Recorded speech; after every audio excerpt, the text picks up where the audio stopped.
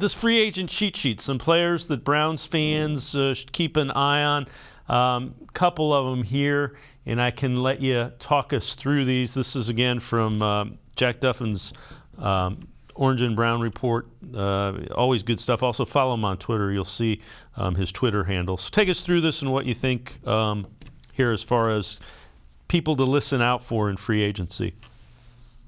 Yeah, so I dug through all 600 players, and then I thought we need to make this easier than because people won't want to read through all the lists, and then nailed it down to a handful of players. So there's sort of the starters.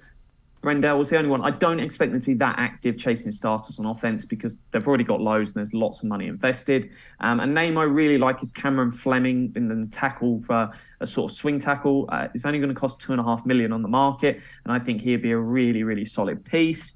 In wide receiver terms, Trent Sherfield or T.Y. Hilton or Marquise Goodwin be a really nice third option because realistically for me, my favourite option for pick 42 remains wide receiver. So bringing in a solid veteran like T.Y. Hilton just gives you a nice floor while you've got David Bell, the rookie, Woods potentially to develop and be your future long term. And then luckily for the Browns, there is lots of options at defensive tackle, at edge, and at free safety this year in free agency. So that's really, really promising because the strength of free agency matches what the Browns are looking for. So yeah, any of those sort of names they can go for. Onyemata from the Saints is a really nice defensive tackle, probably around $7.5 million a year.